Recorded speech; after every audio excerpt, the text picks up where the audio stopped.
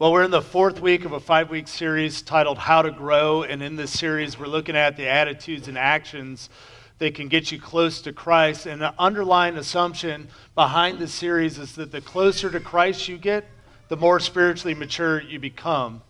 And as parents, we understand this idea. I call it the principle of proximity. The principle of proximity says the closer you get to someone, the more influence they have over you, which is why parents were concerned about who our kids hang out with. Because we know that if our kids hang out with other kids or consistently getting in trouble and not doing their homework, the likelihood that our children will get in trouble and not do their homework goes up, right? But if our kids hang out with other kids that are disciplined, involved in activities and those sorts of things, the influence is going to be likely positive. This is my really good friend Chris and his wife Nikki. They got married last May. I was there at the wedding. And Chris holds the distinction of being the only friend of mine from high school who I was told I shouldn't hang out with. And it wasn't that Chris was necessarily a bad influence. It was just that, like, when we got together, we had a lot of good times and we got into a lot of trouble. And so when I got in trouble for a season of time, Chris always happened to be there. And so my parents drew the logical conclusion. Thankfully, Chris grew up and I grew up and he's become a pretty awesome guy. But, you know, the principle of proximity says that I needed to stay away from him for a period of time. At least that's what my parents think. And there's other people in my life that were a positive influence, and those positive influences throughout life, they can have a tendency to help us grow. And it's out of this concept of this principle of proximity that we Christians drive this idea of developing a personal relationship with Jesus. And if you grew up in the church, this language is very familiar. But if you're new to the church, this is weird language because it begs the question, how do you have a personal relationship with a dead guy? Like, how does that happen? Is that even possible? And for us Christians, it never dawns onto us. But if you are new to this, it's like, how can you do that? And yet, Christians throughout history have claimed it is indeed possible to have what we would call a personal relationship with somebody that lived 2,000 years ago. Last week, I showed you this verse from 1 Peter. It's a letter that Peter was writing to other Christians.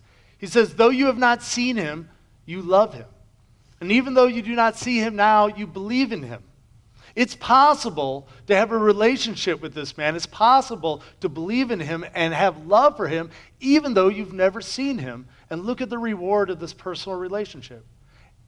And now you are filled with an inexpressible and glorious joy.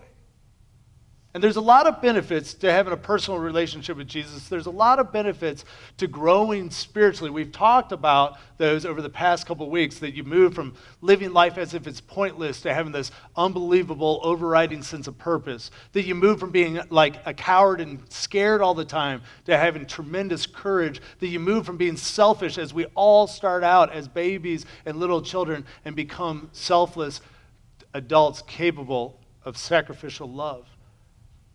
And another one of the benefits of why we ought to have a personal relationship with Jesus, a benefit of growing spiritually, is that we get this inexpressible and glorious joy that maintains even in the difficult parts of life.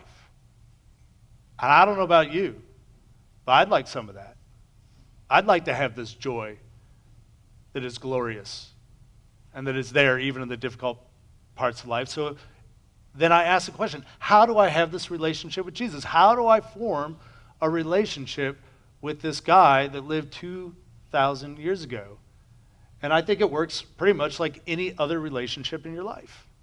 And we've been looking at this thing called the spiritual continuum that comes from this body of research titled Reveal. It's the largest research study that has been done in America on spiritual growth. Over 500,000 people have participated in it. And they came up with this idea of the spiritual continuum and these 4 stages by which spiritual growth develops. But really, if you think about it, any relationship develops along these lines. Whether it's a new friend or a romantic interest or even a business partner, you begin by exploring whether or not you want to have a relationship with this person. And in terms of spiritual growth, I would say this stage, if there's one word that defines it, it's seeking. People begin by seeking something more. Maybe everything in your life is going really well, and you're just seeking something more. You got the job and the kids and the white picket fence and all that sort of thing, yet it feels like there's got to be something more. People are seeking, or perhaps things are not going well, that you're barely able to hold it together. And so you're seeking a power or a strength. People come into a relationship with Jesus for seeking and exploring.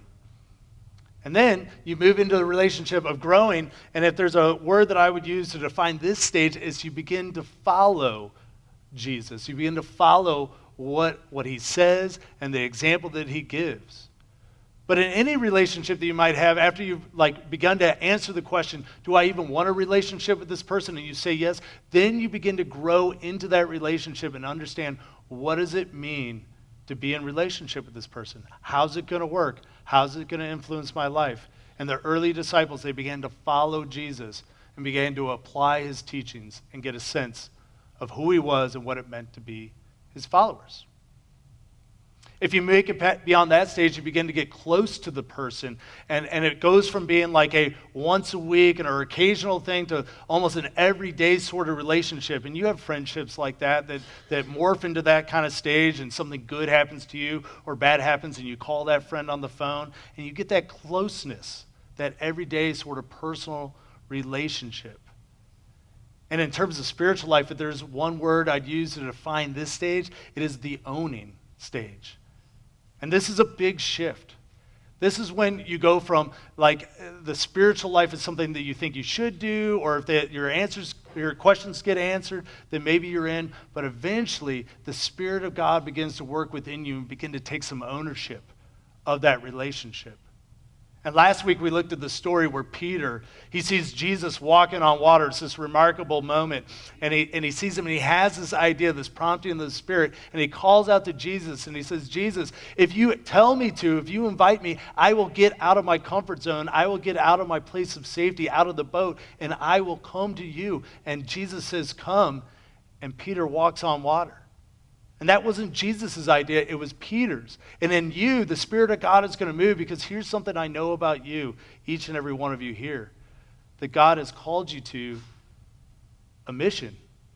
There's a calling on your life, and that the Spirit talks to you. I don't know what your calling is, but I know that the Spirit is alive in you. And if you begin to grow spiritually, you'll begin to hear that prompting and take this ownership over your relationship with Jesus and that calling. The final stage is the Christ-centered. And in a normal relationship, probably the closest thing that you can get to this is in marriage, when two become one and when your identity begins to shift and you're no longer a single person, you're this married person. And so you better be making decisions about your finances, about your vacations, your time, and all these other things together. You become centered in that identity. And when it comes to your spiritual life, you become Christ-centered. It means that Jesus has become the single most defining thing for your identity in your life. You have other important relationships, but that relationship with Jesus defines you more than any other thing in your life. And the one word that I would give for this stage is surrendering. And we're going to look at this word quite a bit today, because it's a powerful, powerful word. And you might not be all the way here in your spiritual life. You might be in the exploring stage or the growing stage, but you should know that where this is going is eventually to this point of learning to surrender. So we're going to go into the scripture, the Bible. It's not a book. It's better than a book. It's a library of 66 ancient documents. The first 39 are referred to as the Old Testament or the Hebrew Bible. It tells the story of the nation of ancient Israel, which is defined by something called the Old Covenant, or the covenant at Mount Sinai through Moses, the Mosaic covenant. You've heard of the 10 Commandments, but there's 613 laws of the Old Covenant. The 27 next books are what we call the New Testament. It tells the story of Jesus and the early church, this movement, this gathering of people that Jesus formed to change the world. And what defines the church is the New Covenant. And the New Covenant doesn't have 613 laws, it's just got one. Love like Jesus loved. And in the Old Covenant, you receive salvation and assurance of righteousness with God by following the rules. But in the New Covenant, you receive God's salvation by surrendering to God's grace is a whole different dynamic, and it'll change your life. And if this covenant stuff is new to you or you got some questions about it, you should come to the video study we're doing in just 2 weeks, because we're going to talk all about it. I wish I could talk more about it this morning, but that's the place to learn more. We're going to be in the book of Matthew. If you were open up the New Testament, it's the first of 4 accounts of the life of Jesus. Matthew was divided up at some point in history into 28 chapters. We're going to be in chapter 16, where Jesus predicts his death for the first time. This is a turning point in the story of Matthew. And right before Jesus predicts his death, something remarkable happens. It's Peter's shining moment. Jesus has asked his disciples, who do people say that I am? And they say, well, the word on the street is that you're Elijah or John the Baptist or one of the other prophets. And then Jesus makes it very, very personal. He says, who do you say that I am? And Peter has enough courage. Peter has enough knowledge at that point, enough trust at that point to go public with his private conviction. He says, you're the Messiah. You're the Christ. You're the one we've been waiting for. So this high moment, this beautiful moment, and Jesus responds to Peter with saying, hey, look, it is on that confession, it is on that truth that I will build my church, and things are going really, really well. And then Jesus says this. From that time on, Jesus began to explain to his disciples that he must go to Jerusalem, not to be crowned king, not to be accepted by the religious rulers of the day, but rather to suffer many things at the hands of the elders, the chief priests, and the teachers of the law, and that he must be killed, and on the third day be raised to life. Now, you notice how that last statement is really small? Because I think that that's how it lands for Peter and the rest of the disciples, is as if they don't even hear him saying that last piece. They just hear this first piece. Peter has just said, you are the Messiah. You're the one we've been waiting for. Like, we have found the right guy. And now Jesus is saying that he's going to get captured and suffer and ultimately die. And like, Peter's brain turns off. Like, that can't happen. In fact, Peter, this is what he says. He takes Jesus aside and he rebukes him. He's going to tell Jesus what's what. Never, Lord, he said, this shall never happen to you. Jesus turned to him and said to Peter, get behind me, Satan. And for some reason, I keep finding myself coming back to this text. Satan. Could you imagine Jesus calling you Satan? How painful would that be? He had just confessed that Jesus was the Messiah. High point, now ultimate low point. You're a stumbling block, Jesus says to him. You're a stumbling block to me. Why? Because you do not have in mind the concerns of God, but merely human concerns. And it kind of feels like Jesus is going a little overboard to me. But here's what Jesus understands. That human concerns are about us controlling. God's concerns are about us surrendering. And Jesus has more time with Peter and the disciples, but they don't have all the time in the world. And the same is for you. You got some more time to consider whether Jesus is worth following and if you're going to give your life to following this person and put him first, but you don't have all the time in the world. And at some point in time, you got to give up trying to control things and begin to truly trust that Jesus is leading the way. And Peter's at that moment. Peter has made it to this point. He's on the cusp of making it into this final level of spiritual growth. But here he is beginning to make a critical mistake. He's trying to control things. He's trying to control where Jesus is leading. Jesus goes on, he said to his disciples, whoever wants to be my disciple must deny themselves. That's surrendering language. Must deny themselves and take up their cross and follow me. At some point in time, you got to get out of the lead and begin to let Jesus lead you. And there's going to be suffering. And there's going to be parts that you don't understand. That's why it feels like a surrender. Because it's deeper than just trusting. When you're trusting, normally you have some sort of logical basis for it. But there's these times in your life where you're not quite sure what the next step might be. And so you got to surrender to it. He goes on, for whoever wants to save their life will lose it. But whoever loses their life for me will find it. And what Jesus is getting at is the tendency in all of us to try to have things our own way. I want it according to my will and my plan and my personal preferences and my comfort. But if you live that way, eventually you'll lose your life. If you live selfishly, things eventually don't go well for you.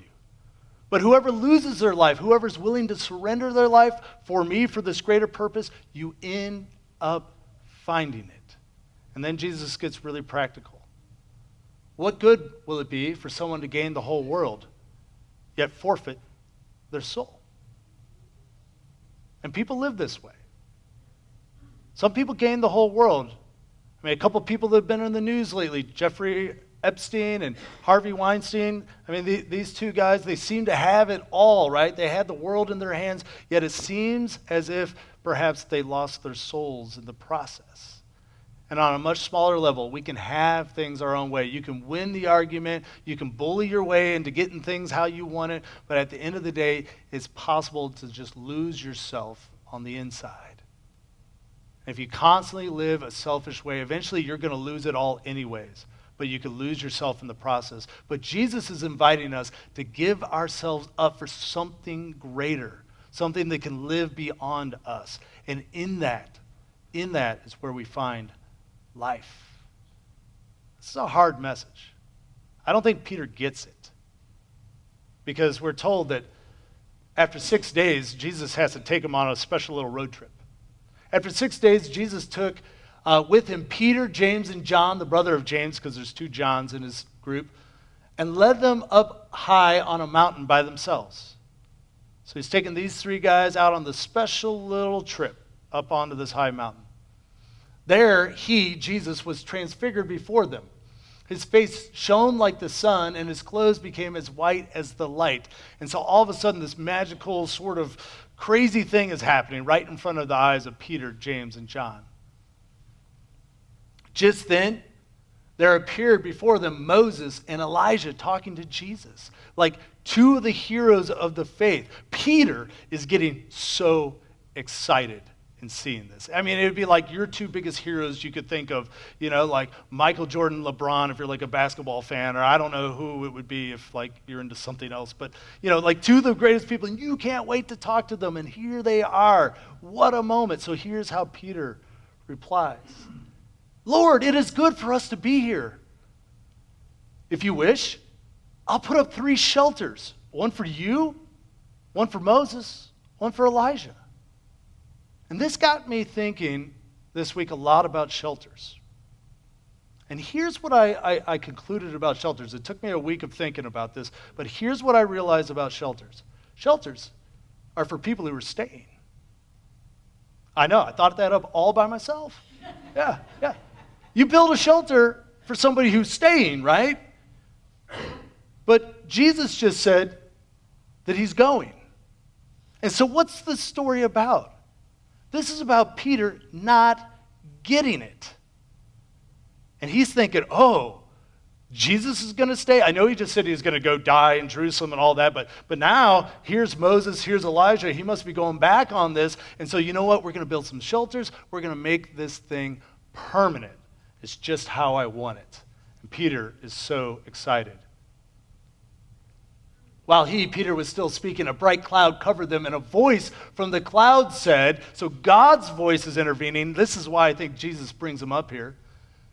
This is my son. This is the voice of God speaking. This is my son whom I love. With him I'm well pleased. And can we say these last 3 words together?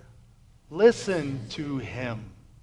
He's telling you where this thing's going. He's telling you the way to real life. It's not through you controlling things and avoiding difficulty. It's in fact in you engaging in sacrificial love and surrendering yourself to his lead. Listen to him. When the disciples heard this, they fell face down on the ground, terrified, as I think we all would if suddenly this big booming voice came out of nowhere. Then Jesus came over and touched them. Get up, he said. Don't be afraid. And when they looked up, they saw no one except Jesus. You see, these first two stages of growth are about personal ownership increasing. It's about making these decisions and developing these spiritual practices.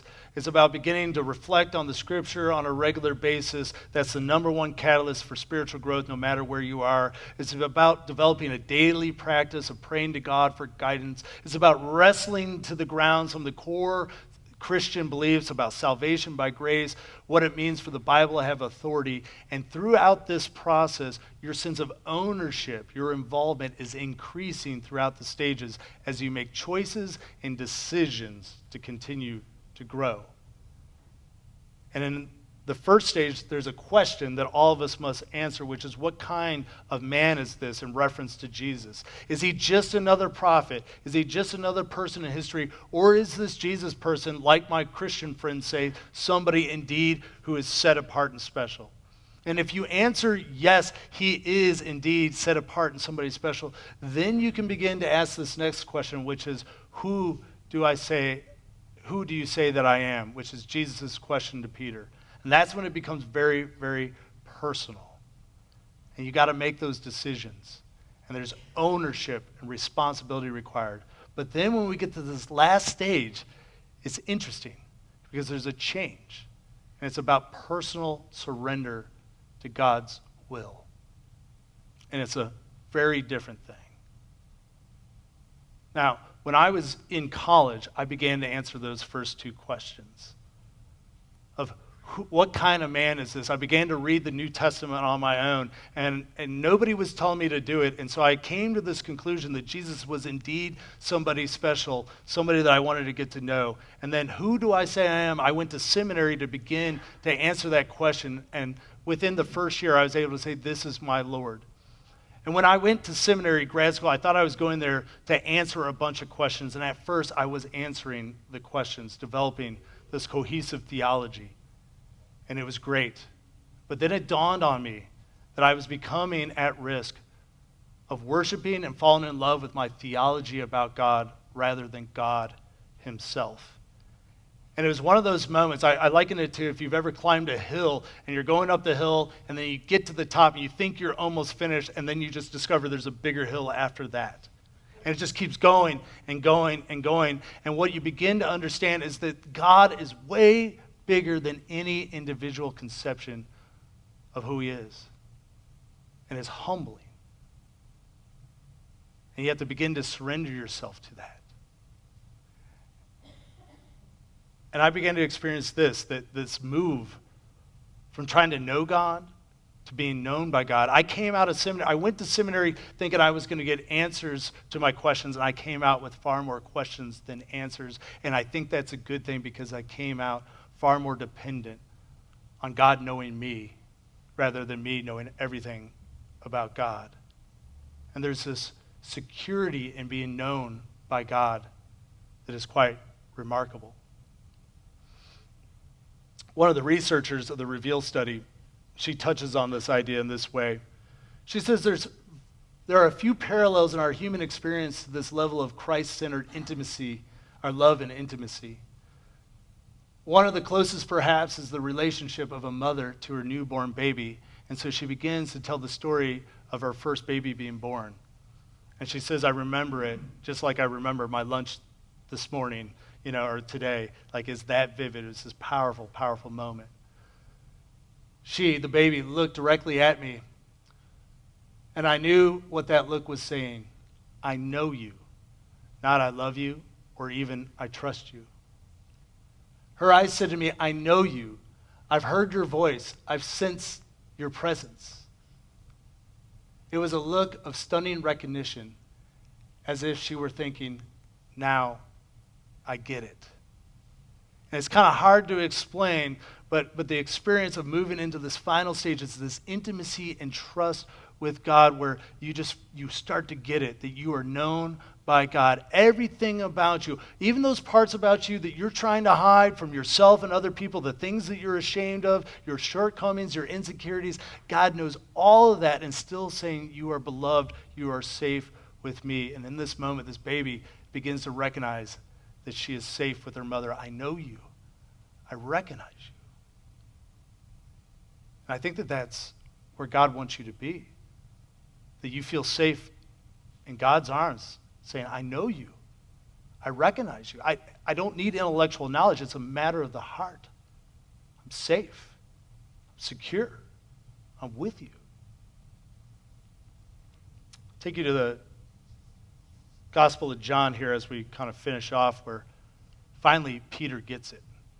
And it's a painful experience for Peter, but he finally understands that God knows him and loves him no matter what.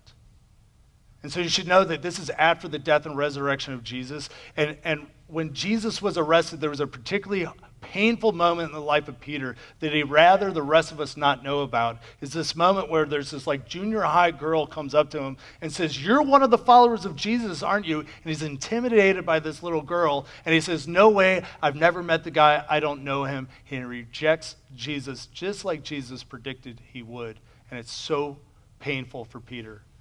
And then he watches his friend and master die on a cross, and he thinks it's all over. And he goes back to what he knows best. He goes back to fishing. This is all told in John 21. And he's out there fishing, and all of a sudden Jesus is there. The Lord is back, and he is excited. And so he sits down, and they have a breakfast together, and things are looking good. But then Jesus pulls Peter aside. They got to have a difficult conversation, because Jesus does want Peter to lead. But we got to get a few things straight first. Simon, son of John, do you love me more than these? Peter asks, or Jesus asks Peter. More than these, more than anything else, are you willing to put your love for me at the center of everything, above all else? Yes, Lord, you know that I love you. Jesus said, feed my lambs and get involved in my mission. Again, Jesus said, Simon, son of John, do you love me? He answered, yes, Lord, you know that I love you. Jesus said, take care of my sheep. The third time, he said to him, Simon, son of John, do you love me? And John, the gospel writer, provides a little commentary on the situation. He says this, Peter was hurt. He was hurt because Jesus asked him a third time, do you love me? Peter replied, Lord, you know all things. You know all things. You know everything about me. You know about how I rejected you. You weren't there, but you know all things. You know about how I just forsaked your name. You know how I gave up on you. You know how I've been trying to control things even while I was following you. You know all things about me, my deepest insecurities and my fears. You know it all, but yes, I still love you. This is Peter's moment of surrender. Everything's on the table. All of who he is and who he isn't, all of his mistakes, all of his hopes and dreams, all of his pettiness and selfishness, all of it's on the table. You know it all, and still I'm going to claim that I love you and want to be part of this. And it's only from the security of surrender that we can risk living a Christ-centered life. This is where God is trying to get us, because when we're here, we become incredibly powerful and useful, because we're no longer working on our own power and we're no longer subjected to our own insecurities. But when we surrender to God's, we have a security to live this way. Look what Jesus says next to him. He says, very truly I tell you, when you were younger, you dressed yourselves and went where you wanted. But as you became older, you will stretch out your hands and someone else will dress you and lead you where you do not want to go. Because if you live long enough and you mature and you begin to surrender yourself to Christ's mission rather than your version of it, that God is going to lead you to places where you wouldn't choose. John tells us that Jesus said this to indicate the kind of death that Peter would, kind of death by which Peter would glorify God. I think it also indicates the kind of life that Peter would also live. One of sacrificial love, one of surrender and following Christ's way in the world and his mission rather than his own. The top 5 catalysts for this final movement, and this is in the handout that I've been giving you each week. The first one is giving my life away. We'll talk about that in a moment. The next one is an attitude of putting Christ first. This is for the spiritually mature. They put Christ first. That's the first thing in their life. They identify with Christ. The number one thing that influences their sense of identity is being a disciple of Jesus, somebody who is saved by grace. The authority of the Bible is an attitude. They've somehow wrestled to the ground that the Bible has authority in their life. They might mean something different than other people, but it has authority. And finally, people making this final move regularly reflect on Scripture. Now, this first one, giving my life away, it's embodied by this statement. I'm willing to risk everything that's important in my life for Jesus Christ. And this is where God's trying to get us, to be surrendered to God's way in this world. And so there's this story that we'll end with in Acts that shows us how Peter's here. He's finally gotten to the stage, and it's so remarkable.